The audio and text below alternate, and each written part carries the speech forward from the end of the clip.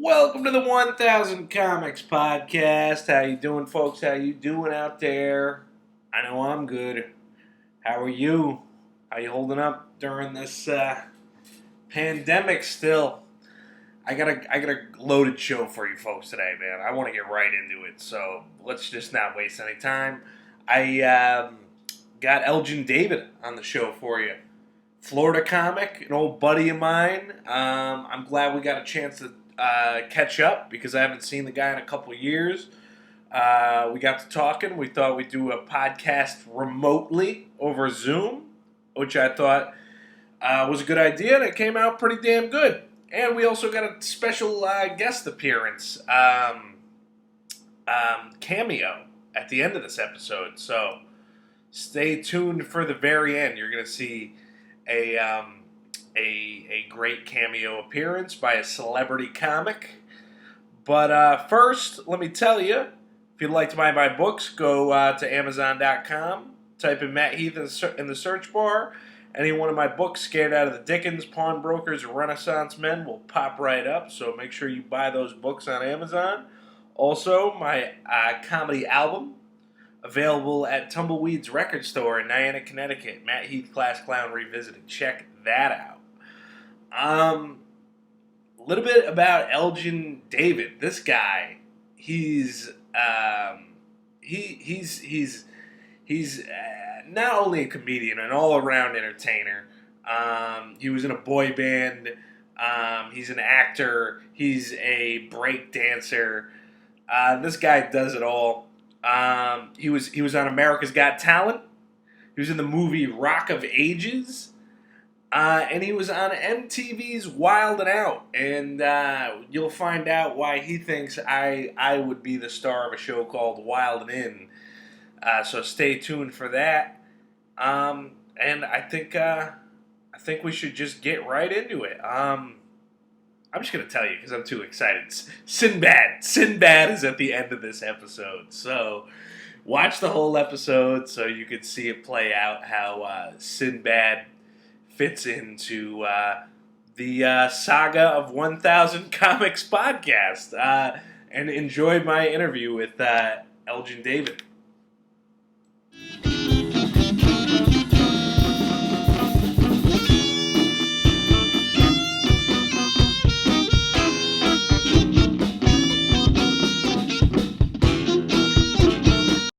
All right, and we are good. We are going, man. Welcome to the 1000 Comics Podcast. I'm sitting here today with my guest, Elgin David. That's me. What's up, brother? How are you, sir? How you been? Dude, I've been wonderful, man. I'm glad to be here on the show. I appreciate you asking me to come on, and I miss you, brother. How you been? I mean, it's first of all, like, this whole pandemic, man, it's freaking crazy, right? It is probably, I mean, quite literally the craziest thing we've ever lived through. Right. Worldwide, panic-wise. You're still living in Florida though, too? So yeah. I'm in the epicenter, bro. You know, it's funny. I always said about Florida when I was living there. I always said that Florida was a cesspool of a state. I would always say that, and I feel like the pandemic is proving me right. I would have to second your thesis there. Yeah, I agree with you, man. It's terrible. I mean, not only are the people crazy, but now we deal with hurricanes, we deal with hot, humid weather, and now we have the epicenter of the world's deadliest virus so far. Or I don't know. Is it? God. I don't know. You know, It's crazy. But how do you feel, dude? I keep seeing on the news like people bugging out in Florida about wearing the masks. Like, there's just so few like people that want to wear the masks in Florida. And as a guy with a wife and kid, you must be like, what the hell is wrong with these people? You know? Oh, absolutely. I mean, just in common courtesy to everybody else, even if you don't believe in it, put the damn thing on for the other people who do. And I was going to wear my mask to this show, because I don't know where you've been. And It's been spreading around in new ways. I don't know, but it's going over the internet now. At least that's what I've been Oh, really? reading. Is that what they're saying? That's what the experts on Facebook have been telling me on my feed. That it could come through the screen. So watch out. Don't worry, you don't have anything in your stash, bro. You got to stop touching. They say you got to stop touching your face. You got to. You have to. Don't The touch your handlebar face. mustache is not letting you do that. I know it's so fun to play with, but I wear my mask all day. So when I finally get home and get to unwind, when other people get to take their clothes off and relax, I just play with my mustache. That's my zen. Now, did you grow that specifically for the Tiger King video that you made? Oh, absolutely. Well, I had a beard and I grew a nice beard. I was like, I want to grow a beard. So I was like, 2020 is going to be the year of the beard. So I grew a dope beard. And then Tiger King came out and I can do the Tiger King voice. Hey, it's me, Tiger King. So I just cut it into Honestly, this, and it's been this. When you do it, it sounds like the Tiger King, but it sounds more like one of the Animaniacs. Well, I do it. It's a character of it. I'm doing an exaggerated version. I'm no impressionist whatsoever. But when you can clearly rap in the voice.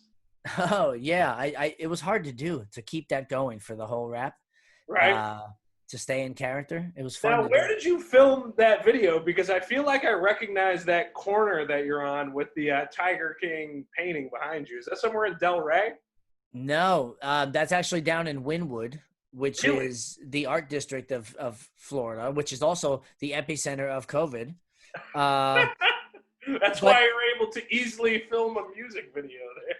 Easily, because no one was around or allowed to be out there. We had to sneak out there with our, our little grass outfits.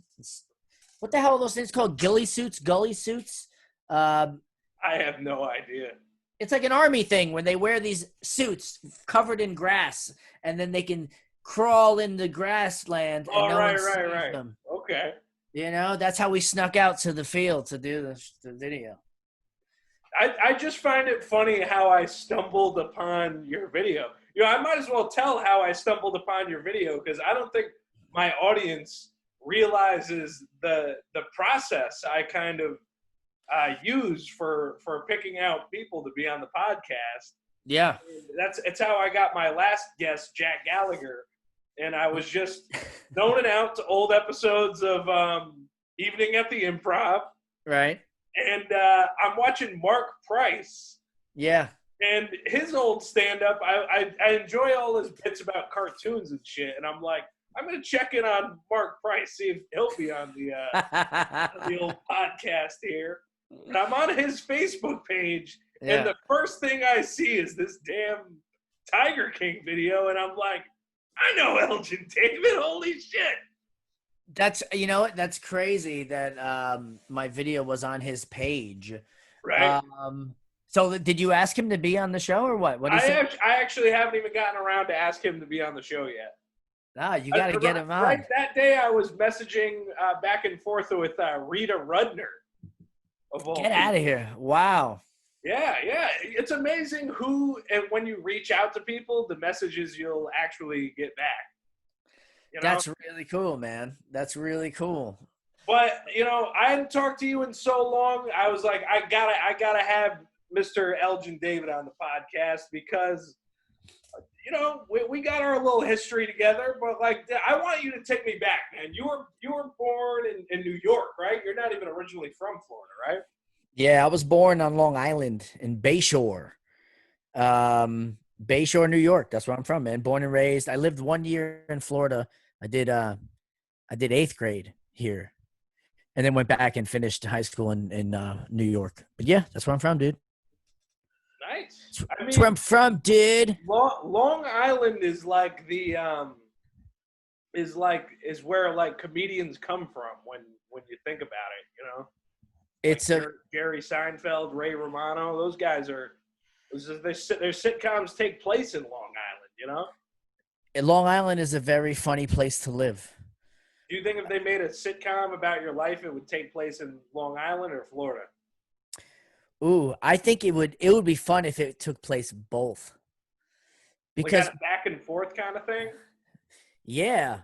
I think I would I mean, how would that work? I don't know because I'm not. I don't know. But Long Island is a fun place to live. It's like if you're poor, it sucks because there's a lot of money on the South Shore where I'm from, and boats and but I got to live best of both worlds. I lived poor, but I also had a nice little experience with boats and shit like that. So I Right. grew.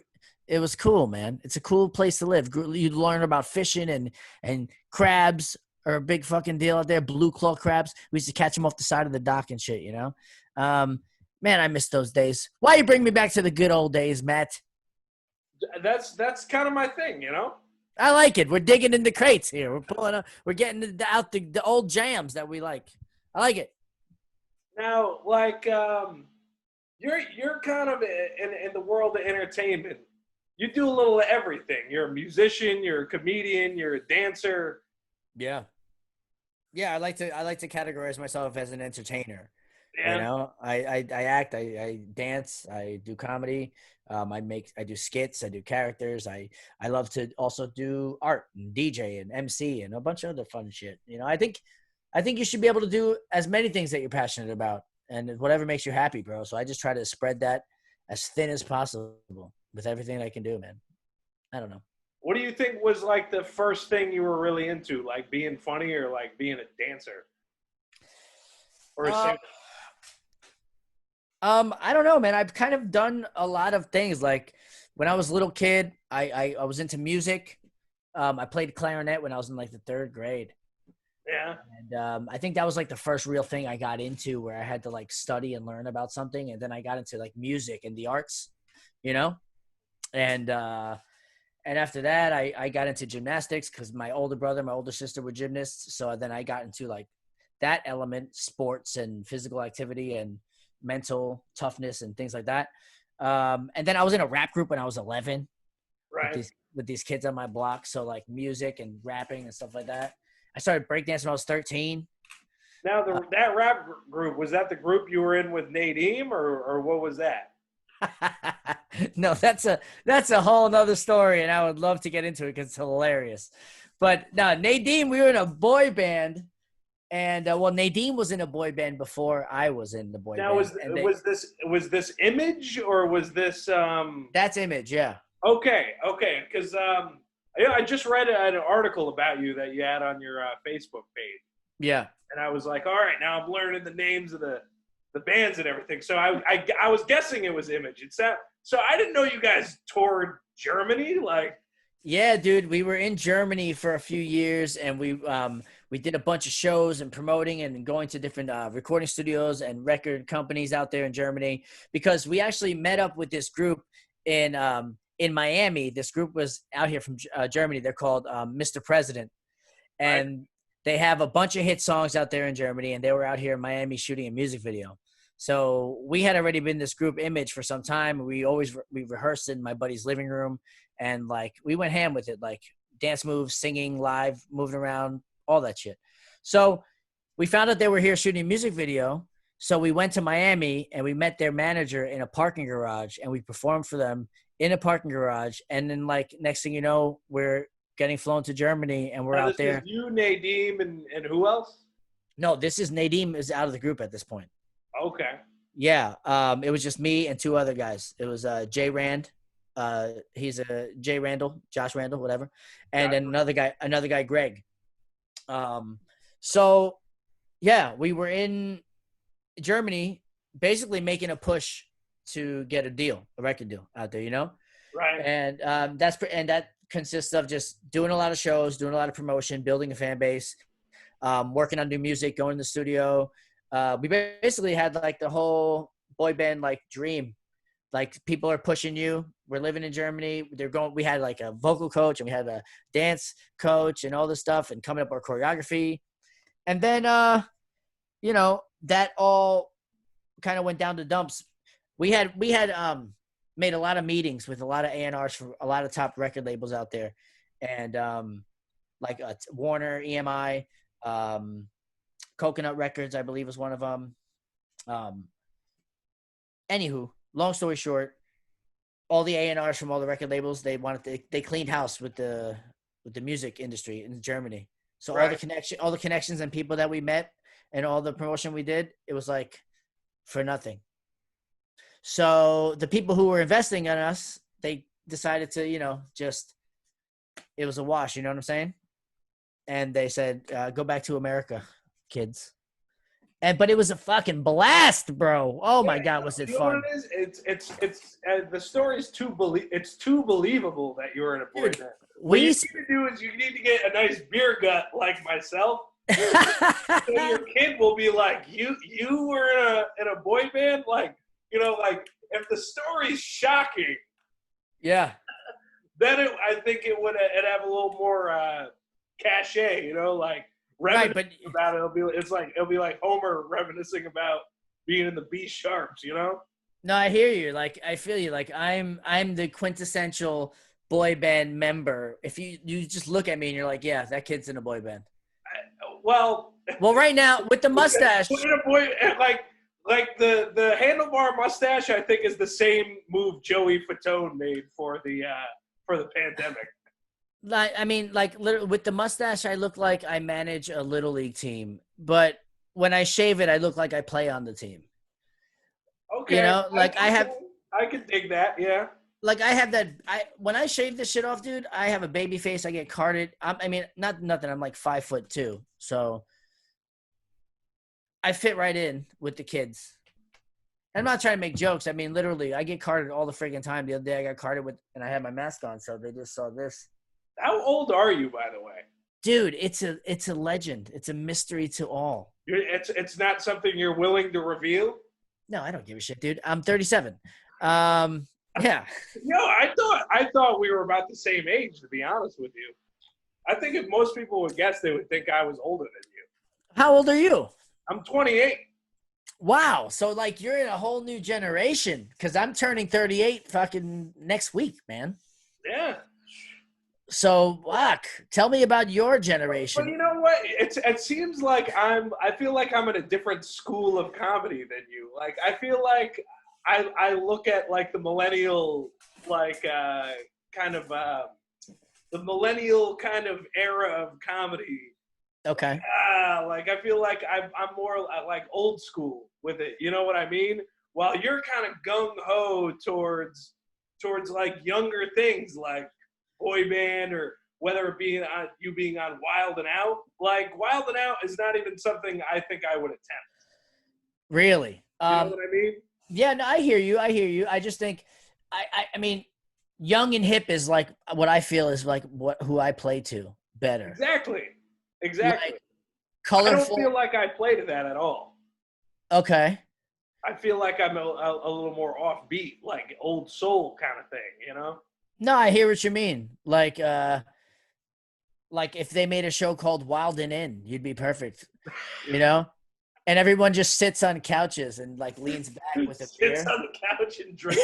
That- We're just wild and staying in for a while, yeah, we're just wilding in, bro. But tell me the story of how you got on that show and everything. I kind of want to hear it.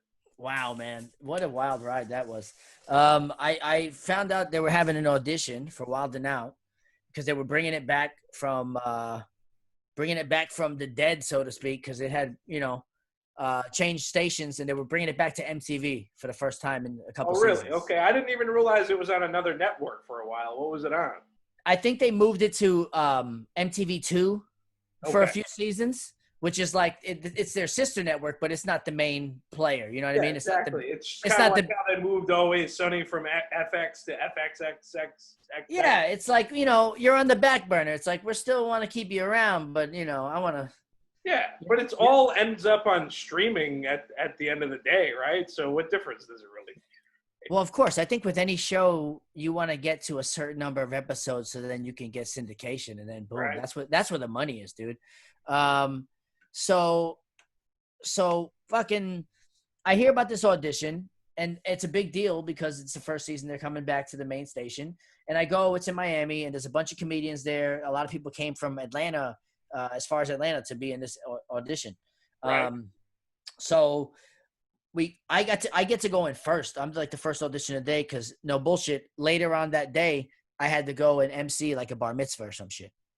So like I was in a rush. So I get the first audition of the day. I go in there, and it was just like a perfect culmination of everything that I've done over my career, as far as like rapping since I was a kid, breakdancing since I was a kid, stand up, everything that I've been doing. Because the audition was just like it flowed perfect. I did some stand up, I breakdanced a little bit, I rapped, blah blah blah.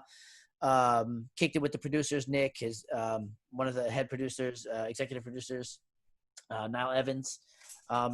So after that, I leave, and then they're like, "Yo, stick around for a while." So I had to wait, and I'm like counting the clock because I'm like, "Dude, I got to go make this bar mitzvah money. That's what pays the bills right now. Right. This check." So they bring us all back in later on. Not all of us, but they put us in groups, and we had to like wild style battle against each other. So I kind of had a feeling that was going to happen. So I was already like picking out people and thinking about shit in my head that I'm going to say. So I went in there, had a good thing.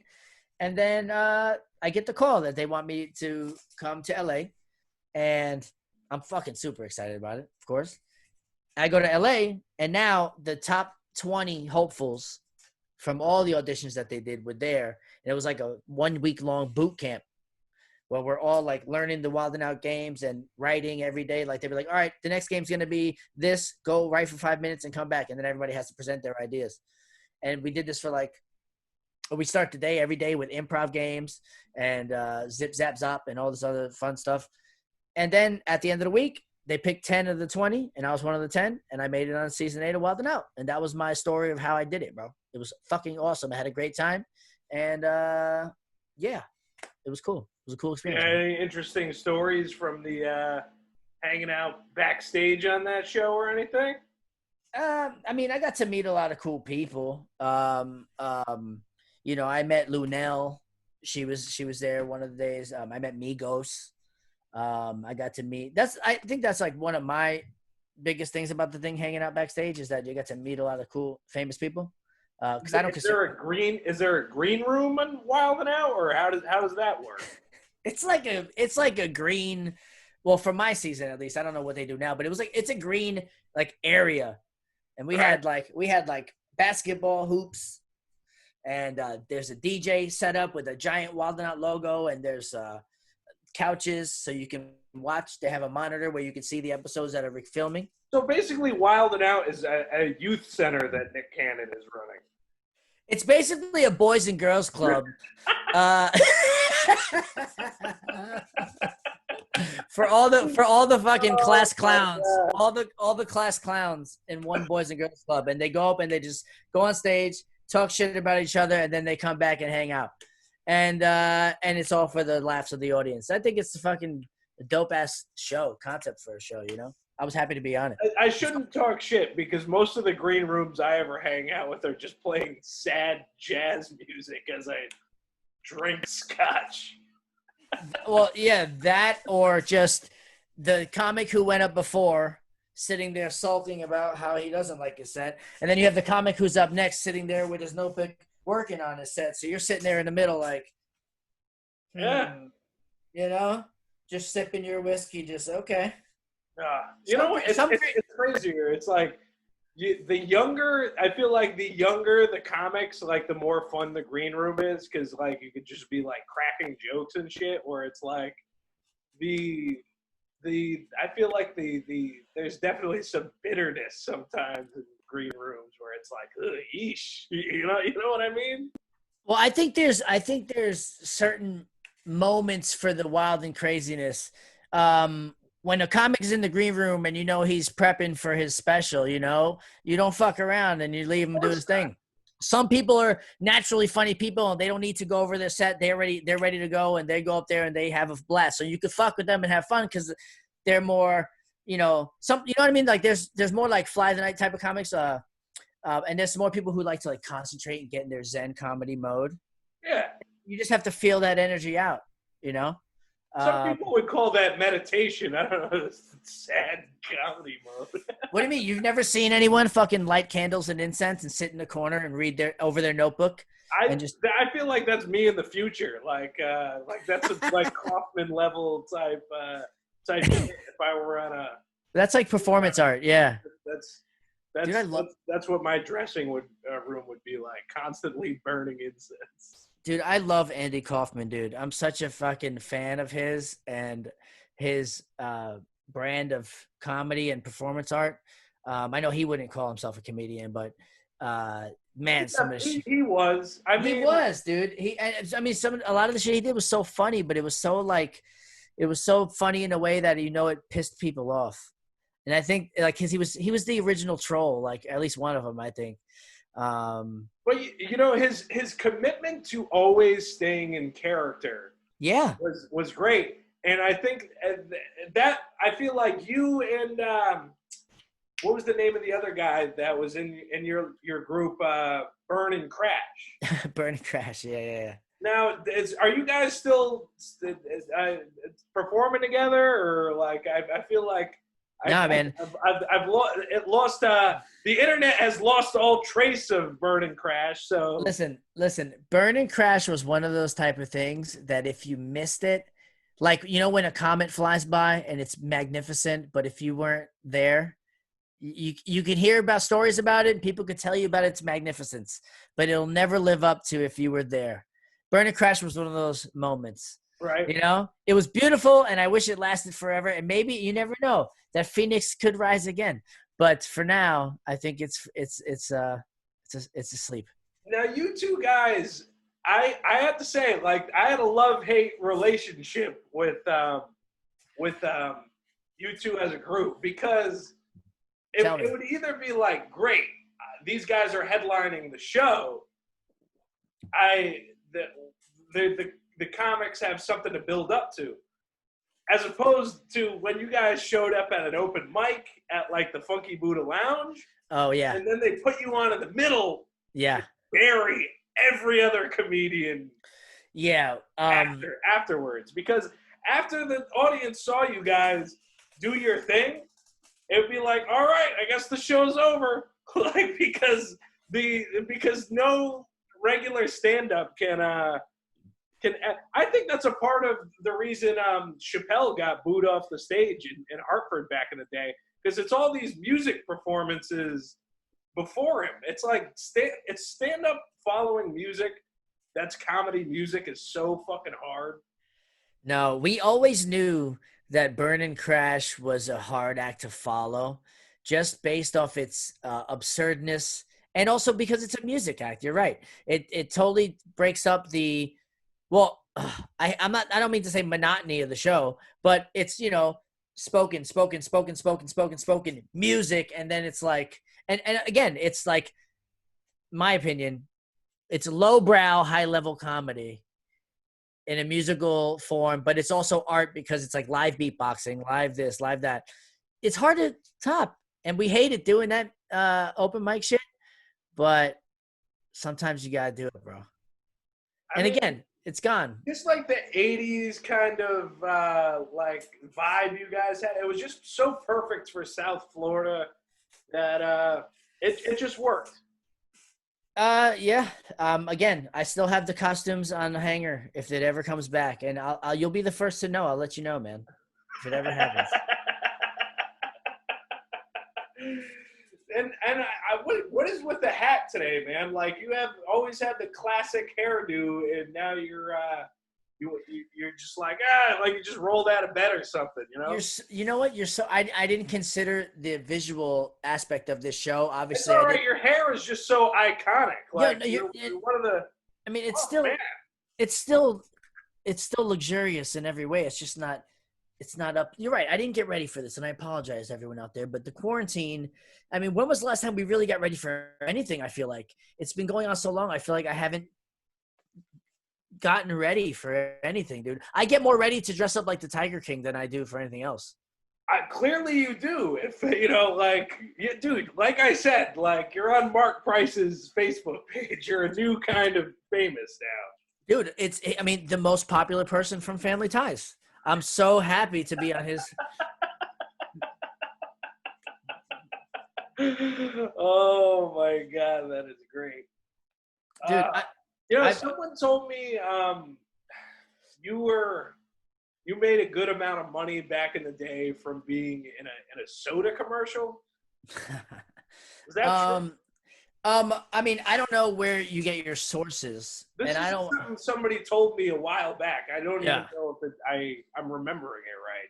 But at one point, I did book a national commercial for a major brand. Those are two things you look for when you want to book a commercial that's really lucrative. Is that it's a major brand, and I'm talking one of the top brands. You're talking about Coke, Pepsi, Burger King, McDonald's, etc. And then that it's national. Right. Because if it's regional or local, then I mean you're going to get a one-time buyout of X dollars and that's done. But the money in residuals for a national commercial for a major brand, they're pumping this video all the time. I mean, this commercial, and you get paid every time they play it. You know what I mean? And if it's on every station and every house and every state, multiple times a day, it becomes quite the monetary advantage. Yes. And I was on a Dr. Pepper commercial back in the day, and it was awesome. They played it during the Super Bowl. I mean, it was one of those big Super Bowl ad? It's like it's the commercial you want to book, bro. You know what I mean? What commercial was this? What happened in it? And this is even better. If you Google man in bread suit. Okay. First of all, that's all you have to type. It will autofill the rest. You know, I think I have seen the commercial now that I'm remembering it. Man in bread suit attacked by seagulls. And you're on a beach or something and you're being attacked by seagulls.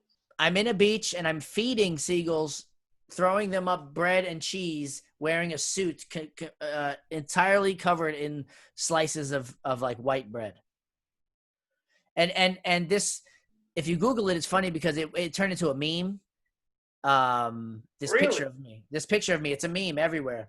The Sun picked it up and wrote an article about how a man was attacked by, that's the one I'm telling you. If you man in bread suit, it's the Sun magazine or whatever. And I'm on the front page talking about a man attacked by seagulls.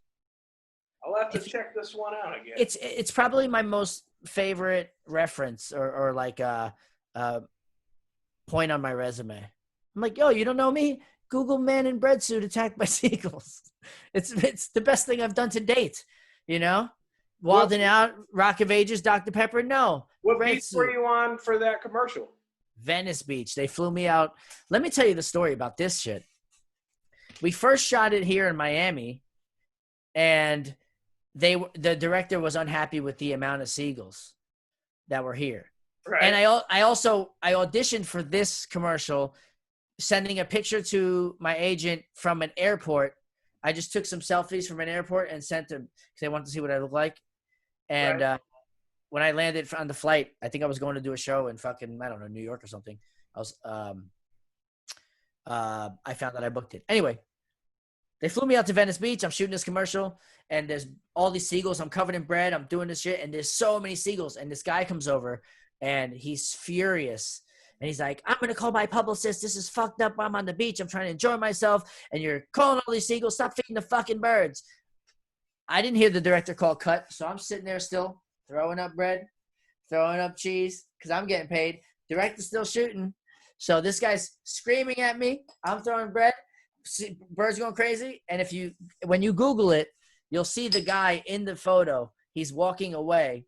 And he has a cutoff shirt and some like little bathing suit underwears. Right. So there's a zipper in the back going down the middle of his bathing suit. Right. When he came over, it was down. So I wasn't prepared for that, but I remained professional. I stayed in character as my bread man feeding birds. Right. And I didn't react. And that's what a true professional does. And that's the story of the fucking Dr. Pepper commercial, bro. Well, the thing that's great about Dr. Pepper advertising is it can be as random as you want it to be, because what exactly is Dr. Pepper when you think about it? Exactly. I think the commercial lends itself to the brand in the sense that it could be random as fuck because you don't know what's in it. It's 23 flavors of what? Of what? We don't know. and of what amount of each flavor to make. Well, I mean, obviously that's what a recipe is, and we can't have that. But I don't like Dr. They Pepper. didn't What let about you you? in at least on what like a few of the flavors were. Nah, Yeah, you're just a pawn in their corporate game. The bread man. I'm the bread man for the brown can. Well, is it brown or maroon? Oh my god. You know what? One of my favorite moments of living back in Florida was when you guys you took my play Renaissance Men, and you kind of just you used your entertaining magneticness to get like a group of people just to perform it on the street in front of N2 Wine Bar there. Yeah. I felt that was a necessary moment in the history of South Florida. I think when historians look back at the That was pretty cool. the moments that made South Florida. No, dude, I fucking like I told you from the beginning. I really liked that play, and we were even gonna, record it, and we were gonna do. We even tried to have a sit down and get everybody on board to. Yeah, it kind of fell apart just because of casting and all that. Like how but Renaissance what I Men. ended up doing with it was I ended up getting a cast of people to do it all on Zoom. I don't know if you've seen it on my YouTube. I saw the link, and I was like, inside. I was like, it was a victory for me that it got put out there somehow. I was like, fuck you yeah. weren't bitter about like I was supposed to be Michelangelo. No, man. I'm always fucking positive vibes, especially when somebody who has a vision can like get it out there. And it just goes to show that you're gonna follow your fucking dreams by any means necessary. And I dig that about you, dude. Like I respect that. With any artist, you know what I'm saying? Like you still to this day believe in that enough that you went the extra step to continue to get it done, and you got it done. Fuck yeah. And John Lovitz even did a promo for it. So like, what the hell, man? Hell yeah, man. I don't know if that was a cameo or what, but that was a cameo, actually. And what does a John Lovitz cameo go for these days? I think it was like $100, something like that. Shit! Wow. He just sits outside in his Golden Girls chair, wicker chair, and does cameos. Man, what else is he? What else does John Lovitz have to do? It's so funny because people are asking him to be on podcasts. They don't even have to do it that well. They're just like, let me just get this out there. Well, you know what's funny? It's like you don't want a John Lovitz podcast because no one wants an hour and a half of John Lovitz. The John Lovitz cameo though is perfect because it's only a minute or two of John Lovitz. It's the proper dosage of John Lovitz. It's the perfect dash of John Lovitz. Using him exactly how Adam Sandler would use it. Just a sprinkle on the cupcake. Just give him some money and they'll do a quick scene, you know? That's hilarious. Yeah, man. But yo, I would love to be that guy, to do the walk-on role, a quick little one day, and then get a paycheck. Fuck yeah, why not? I would take that.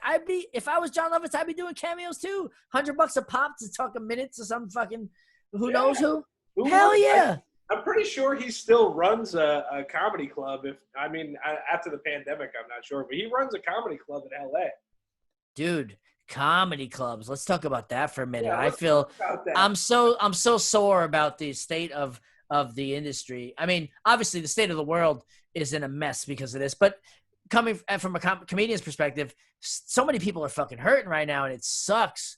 And also there's nowhere to go and release this tension, to go and have a good time, laugh, have a drink with a buddy, or even for us as comedians to get up on stage and tell jokes about it, talk about this shit, turn tragedy into comedy.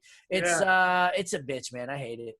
But I'm sure it's twice as hard for you because you got a kid at home. So it's like, do you want to, even when the mics and stuff are running, it's like, are you going to go out and risk it just to like tell a few jokes? No, you know, not at all. Not at all. I have zero interest in not only just doing comedy, but going out to eat in a restaurant, going to a club, going to the beach, I literally only go to the grocery store and I go to visit my in-laws. Right. Like, those are the two places I go. And everywhere else, I'm fucking here in the house. going stir crazy like a lot of people, but still doing what we're all doing. But you're still putting creative stuff out into the world. I mean, that Tiger King. Oh, it's so necessary. It's so necessary, I think. You're going to find that creative outlet somehow. And you know something? It's like, I feel like even though I haven't been able to do as much stand-up, my podcast has improved. Yeah. It's like wherever I'm lacking in being able to do the actual thing that, has started me on this path, I'm still able to do things that, Yeah, man. No, absolutely. I think I give credit to anybody who can take this time to turn it creatively and put it out there in a way that, well, for me personally, I want to make people laugh and try to get through this time. And if it means me making an ass of myself and being this guy, his character, and if it's still creating a song, going through the effort to do it, because this is what we do. What's the title of the song, by the way? It's called "Take Back My Crown." And it's on YouTube, or? It's on YouTube. I think it's on iTunes, Spotify, pretty much anywhere you could stream music. It's right. You could find the song. Need the video too. I mean, come on. Oh, no, I know the song sells it. As far as but the video sells it. I mean, the song, but the song on itself is dope. It bumps in the car if you have a system. Fucking put it on your Spotify playlist. But yeah, the video, obviously. I mean, character. I'm running around. Mark Price is bumping right now. Dude, you know what? Honestly, I guarantee all my plays on Spotify, it's Mark Price. Dude, how do you feel about the Robot Brewing Company shutting down, man? What a tragedy, and it's like a death for the comedy community in South Florida. It really, like, a lot of us have fucking cut our teeth there. We that's where we all went to hone our act and to not only that, but to interact and hang out and chill and I honestly, like, with any comedy spot, the vibe is key, which they had an amazing vibe, but the interactions after the show with everybody outside kicking it, I think that's like the best part. And those are two things that they had like down. The vibe was dope. The beer was dope. The stage was dope. The crowd was mostly dope. And then the vibe outside with the rest of the comedians was fucking amazing. Well, then, yeah, and a lot of the time, the parking lot would be like a tailgate because we'd bring like 12 packs of beer or whatever and drink them in the back too. And it was the type of place that didn't get that much attention in the sense that, like, it was low key. It was like a divey place in the sense that, like, you could do shit like that. Have your cars and everyone hang out in the parking lot and it doesn't bring much attention. No one bothers you. It's really, it's that all-night diner down the street, the Flashback. Dude, it was so perfect. Man, so perfect. So perfect. Certain waitresses and bartenders or not really, they only had bartenders really. That would just get, That would bring you a plate of hummus and some fucking pita, some carrots. $19. Oh, man. I was even working there towards the end of me living there as a bouncer. I was gonna say you were the doorman, bro. I was the doorman for a little while. I was also the janitor. Wow, so you were the guy they called when somebody put a log in there. No, that's one of the characters I did, the funky booted janitor, if you don't recall. I remember you would do it on stage, but I was making a joke saying you really did, and you had to go clean the toilets. Oh man! So what are those behind you, man? Funko Pops, or what do you got a collection of behind you? Dude, I got Funko Pops are on that wall over there. Right. On this wall here, I have some Street Fighter figurines. These are some little kid robot breakdancers. Right. I got a whole little Spider-Man section here. These are all have different designs and shit, but this is like a little spray cap, like it's a fat cap from a spray bottle. But they all look different. Like this is fucking this one. I don't know. Oh, but are they made by Funko as well, or? And check this shit out. Inside of this fucking thing, look. Like you could shake it, and it's like when you shake a can of spray paint. Like it's fucking. All right, yeah. It's badass. I got some dice, different dice, D20s, and just different like table game. Now, do you spend more money on toys for yourself or toys for your son? Oh well, see, for me, because I call them collectibles, I can get away with it. Um, and my son has a bunch of toys, but these are collectibles. Thank you very much. Okay, I'm sorry. Let's show some respect for this 38-year-old, 15-year-old. No, I really shouldn't be talking shit. I just had one of the guys from Comic Book Men on the show. Oh, badass! Who was it? That's fucking cool. Ming Chen. Cool. And did you do Zoom with him too, or no? Yeah, I did. He appraised a couple of my Simpsons collectibles. Oh, that's badass. And did he have his like collection displayed and shit? He actually showed me a drawing one of the Simpsons animators did of him. That's awesome. Yeah, that was pretty cool actually. What a cool. Do you have any collections or collectibles, things that you have a collection of anything? I actually used to collect Simpsons stuff when I was really young. I would collect the Teenage Mutant Ninja Turtles, everything. I like comic books. There's been it's weird because it's like I feel like I go through phases because I end up giving away a lot of stuff. Yeah. Like, I even consider myself an intellectual with like books, but then I've given away my entire collection of books to a high school library one time. So it's like, wow.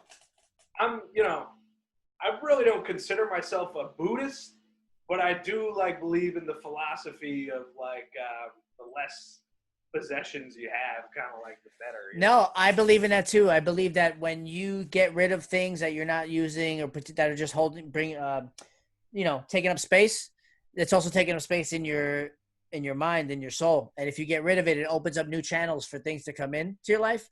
And I believe in that wholeheartedly too.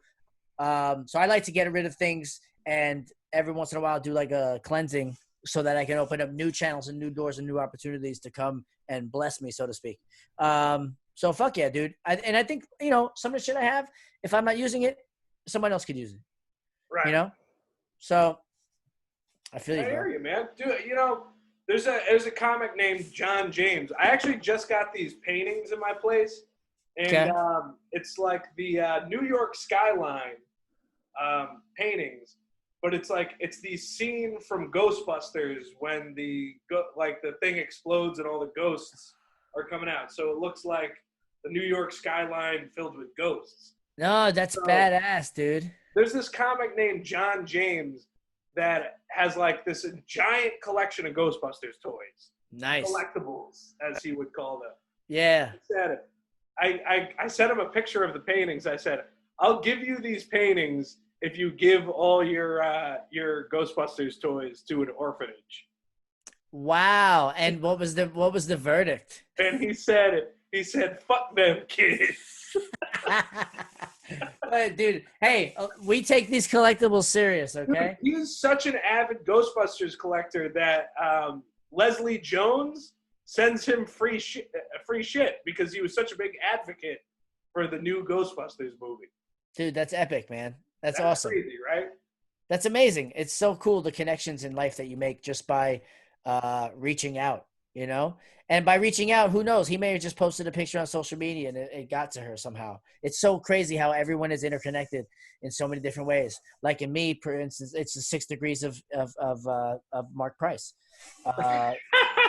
Who do you think was like the most influential comedian to you growing up? Wow, growing up. I don't know. Growing up, I listened to a lot of Weird Al Yankovic. So that was definitely. I can see how that influences you. Yeah. Yeah, for sure. So, because like parody is one of my favorite things. I love making song parodies, and I think I definitely get that from listening to Weird Al, growing up with him. Comedians growing up. Wow. I would say, yeah, I guess Weird Al would be my biggest, but he's not a stand-up. If you're asking for like, what do you think? It's weird because it's like Weird Al, you either love him or you hate him. I don't see how you could. I don't see how people. There's people like I don't see how you could hate him, but like I don't think that people realize that it takes talent to actually do what he does. He's so phenomenally talented. You know? Especially when you see him pop up on a sitcom and it's like the music that he's doing on it, whatever TV show he pops up on, is like a satire in itself of whatever show you're watching, you know? Yeah, like he, dude, he's the best. I grew up also. Okay, comedic influences. You want to talk about shit? I also grew up listening to Jerky Boys a lot. Oh, okay. All I right. was a huge Jerky Boys fan. Calls. Okay. Yeah, I loved Jerky Boys. I used to listen to that like nonstop. Had all the CDs. Were you a fan of Crank Anchors? I wasn't really a fan of Crank Anchors. Really? Yeah, because I felt like I had grew up with Jerky Boys. They're vile and vulgar, and I think Crank Anchors was like the watered down version. And once you're exposed to one thing, I had already taken it past that line. I couldn't dial it back. I couldn't dial it back literally with Crank Anchors. I just couldn't. Did you get do prank calls yourself back in the day? Yeah, man. I used to do prank calls all the time. I used to always do this character. I used to, before I did stand up, I used to perform like rap and stuff at open mics. And one of them, I used to end every time I would go up and I would just prank call people live on stage.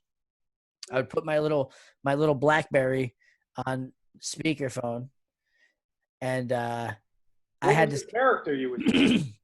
I would always call Barnes and Nobles, and I would ask them if they had books about cats, and I'd be like, "Yes, hello. Do you have books about cats?" And then they'd say yes or no, whatever. And I'm like, "I have my cat Whiskers, and she's stuck behind the fridge. I don't know how to get her out of there. Do you have books on cats so I can read and find how to get my cat?" And then I'd be like, "Whiskers, come on, get out of there." And I would stupid stuff like that, dude. I used to prank call FYE and ask them if they would have certain movies, and then like tell them they're like, that movie's scary. Like I would say like Ghostbusters. We were just talking about before. I'd be like, "You guys got Ghostbusters?" And they'd be like, yeah. And I'd be like, "Oh, that movie is scary. Last time I saw it, I shit my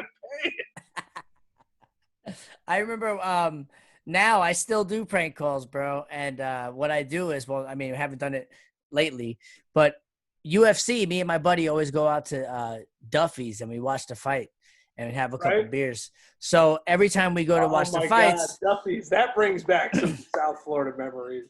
Yeah. Every time we go out to Duffy's, we prank call Denny's.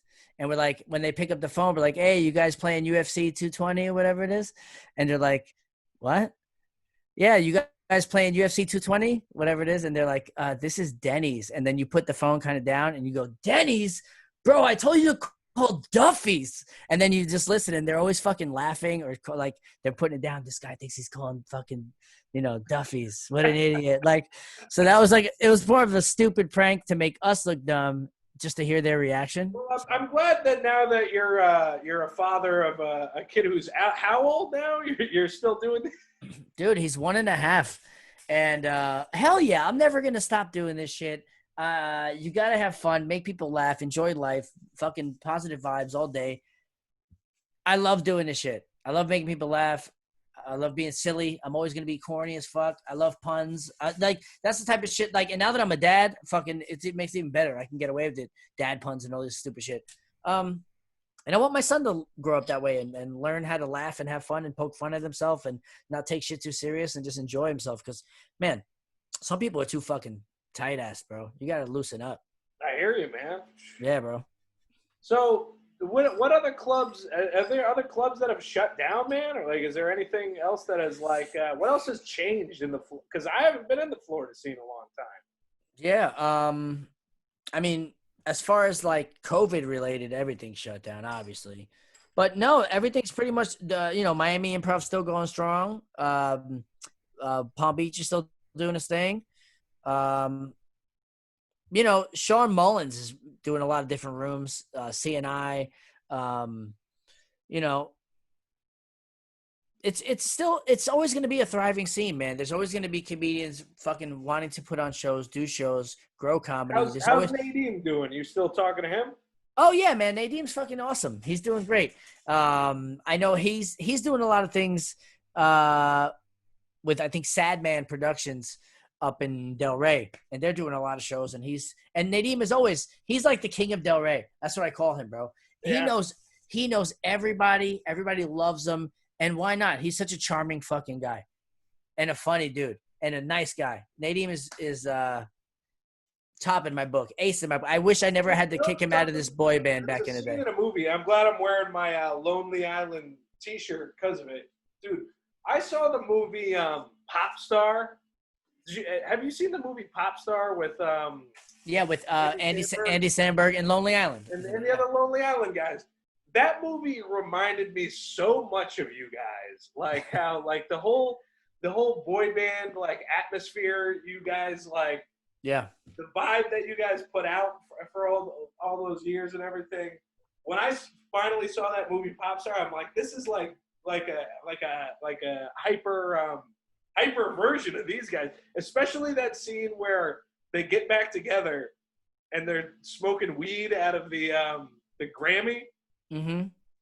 That's all I could think of. I was like, that's like Nadeem and Elgin right there, in a nutshell. But honestly, though, there has to be an artist out there who's done that for real. Like, there's no way, dude. If I had a Grammy or an Emmy or some fucking, I'm doing some crazy shit out of it. Like, you wouldn't drink out of your Grammy or some, like, that's epic. Of course. It's so, like, you have to do that. It's a given. Do you know the Emmy? I would use it as a whisk and fucking make my pancakes in the morning. Who knows? Maybe even bust it up and put it into all sorts of gold jewelry and stuff. You know, you never know. Melt it down. Who needs to see it ever again? Because you know what? The fact that I got it will always live on the internet. So who needs the tangible Grammy anymore? See, these things they're not worth anything anymore because everything lives forever. This podcast will live forever on the internet. So in that regard, I'm immortal. Well, it's great. It's like, the fact that we can just make our own television now. What'd you say? Yeah. I'm immortal.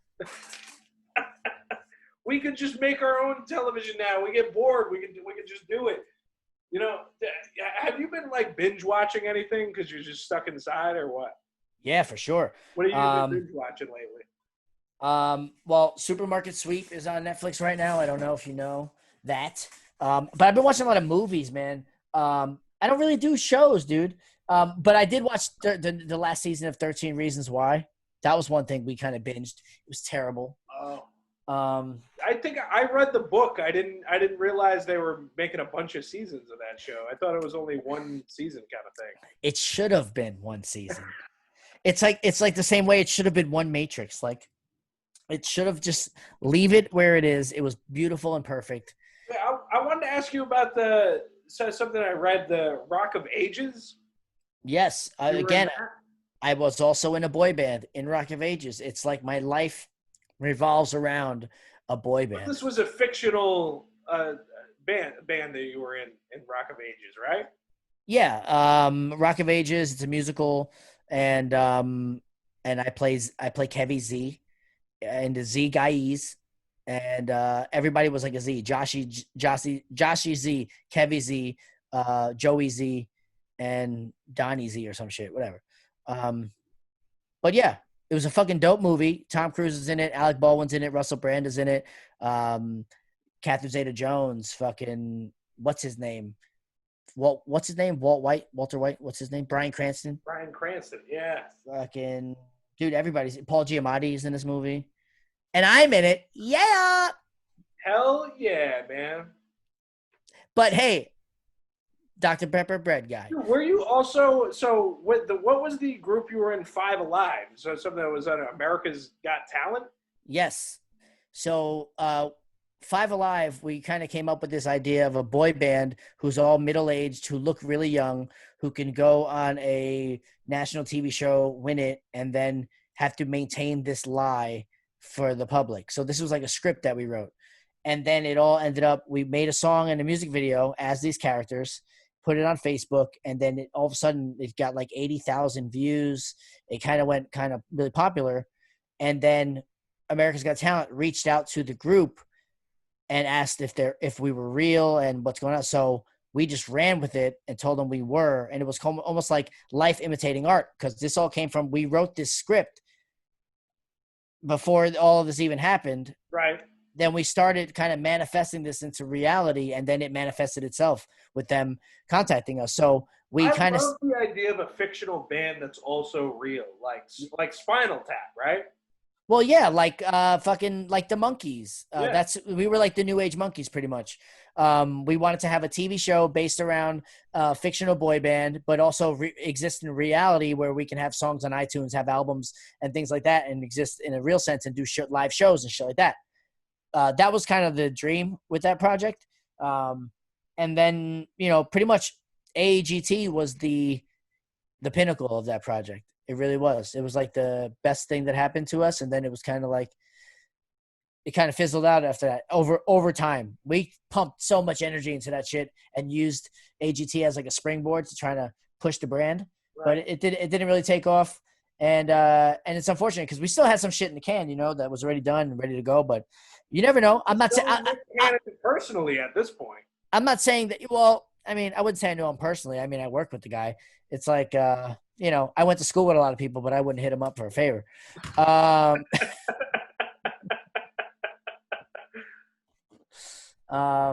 you never know. I'll never say that project is dead. It's fun, and we still have a lot of shit, and the guys are still around. So you never know what's gonna happen to Five Alive. So check out album on Spotify.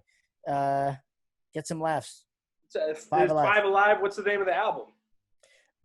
We started a boy band. It's a 5-song little EP. Funny songs are on there, and it's silly shit. Okay. Damn, man. Silly shit, but it's still like well produced. So that's the thing. We always want to do well produced, well sung and performed comedic music. That's kind of what Burn and Crash is too. We want to write really, like, perform really well. Like, these guys can sing and perform, but it's funny. You know what one of my favorite arguments that was always going on, that I feel like I finally broke it up at one point, was with you and Nadeem in one of your songs. There was a line, "Suck one dick and you're gay." And Nadeem's like, "I came up with that line." And I'm like, I feel like that's kind of like a universal premise. Well, yeah. And then, I mean, the whole Burn and Crash angle is that they're these two young, naive, like, the whole act comes from this point of view of these two kids who aren't so worldly. Yeah. So if you've seen the live show, and that's what it's really about, you have to see the live show to understand the whole spectrum of what Burn and Crash are. The whole time they're getting antagonized by their dad, who's upstairs. Who was often on a speaker. He was hear his voice over a speaker. You would always hear his voice, VOG, off screen, yelling at us. So the kids were always doing stuff to get their dad mad, or just because they didn't understand the situation. So they'd always say, "Oh yeah, Dad, you think one dick in your gay?" Because it's something he said that we were reacting to in song. Right. Oh, you think so? That's what the song is. But one dick in your gay, Dad? Really? What if it's two dicks, Dad? Just that's like kind of the punch at the end of the song. People thought it was fucking funny. I don't know. It's just. Well, I'm glad you're willing to reveal the process of this, because when I used to see you in character, if I ever saw you in character back in the day, like, there was no breaking character. You were always. No, man. That character of whatever band you were in, I think it's important to really sell you have to sell the whole package, from the outside to the way it's labeled, to the way it's represented, to the inside. Everything has to be, and you have to maintain, bro. That's where it gets the real laughs. And I learned that from Andy Kaufman, dude. Like, that's one of my major inspirations when it comes to when I do shit like that. I think he would never fucking break when he was just like Tony Clifton. Like Tony fucking Clifton. Exactly, dude. He was a one-man band. If you can figure out your Tony Clifton, where you don't even need a band, maybe whatever. I think the mustache is helping. Whatever, you got to find the character that lives within this mustache. I need to just like elaborate on this and just do a one-man show type of deal. Yeah. I like where you're going with that. Singer type deal. Right. I kind of. Then it would be too much like Tony Clifton, maybe. It would be a little too Tony Clifton. Also, it would be a little like, what are those fucking guys who are always in like The Wedding Singer and all those movies? They're always like, they're singing the lounge songs, but then they're like, Like a crooner or a lounge singer. ain't that a kick in the fucking head? Like they always do it like that. Anyway, there's this band that always does that shit in the movies. Anyway, damn. So one more thing I think before we get off, because I think we're winding down now. I don't know. Wow. I don't know. Are you on TikTok now? Because you're that. I feel like you're that type of dancing. You're into the young people shit. So you must have a TikTok. You know, actually, I have a TikTok it's strictly the Tiger King character. Really? It's all I do on the TikTok. Every single TikTok is with the Tiger King character, and I just recently actually met one of the people on the show, and we shot some TikToks by the wall that we did the music video. That I did the music video. Oh, great! So I got it. My most recent TikToks are with one of the guys who's actually on Tiger King. So that's pretty fucking cool. But yeah, it's the Tiger King. It's DATYGERKYNG. Why? Just because. But the Tiger King. All right. Is there anything else you wanna promote or throw out there before we finish? Yo, first, thanks for having me on the podcast. Really appreciate it. You guys can follow me on Instagram at Elgin David Comic, TikTok, The Tiger King. Check out the song Take Back My Crown on YouTube and on Spotify. And also, the X's and O's podcast is on SoundCloud. Check that out. It's a podcast I do with me and my ex, and it's called X's and O's, and it's pretty fucking – we're just two X's. We talk about stuff that makes you say, oh. And that's it. So check it out. Really, man, Elgin, I really want to thank you for being on the show, man. Like, it was nice catching up with you, man. Like, I miss you guys down in Florida, and I'm just glad to have you on the show. Thanks. I got to be honest, man. There's so many times that we've sat at a fucking open mic and had a beer, and that's why I had to have one with you here tonight. It was a blessing, a pleasure. I fucking appreciate it. Cheers, brother. Cheers. And love you, man. Can't wait to see you. And be safe out there. Wear your fucking mask. Wrap it up. And don't do Facebook dating, bro. I know a lot of people are out there trying to go and date at this time. I would wait on it. All right. You know, I'm actually. I think tonight I'm going to the casino. I'm hanging out with my ex for her birthday. Get out of here. You know what? I just paid for a cameo that I might throw in at the end of this podcast. Because I paid Sinbad to tell her happy birthday. So that's amazing. You should have fucking paid Mark Price. You think Mark Price is on Cameo? I think he should be. I wanna get a cameo from Mark Price promoting my video on his page. That would be great. Oh my god! It's like the inception of fucking. Watch Mark Price become like the most popular guy on Cameo. It could happen.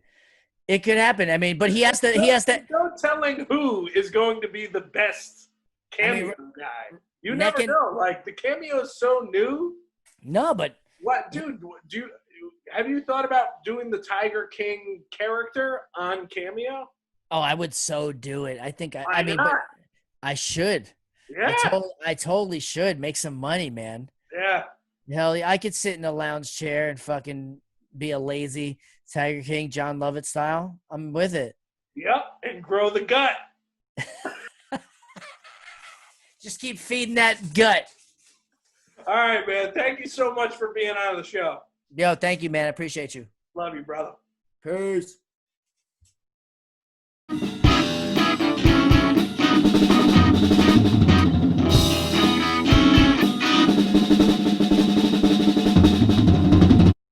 Andrea Sanders, what's up, girl? I want to wish you a happy 50th birthday. Now, this is crazy. I'm just following the message that's given to me.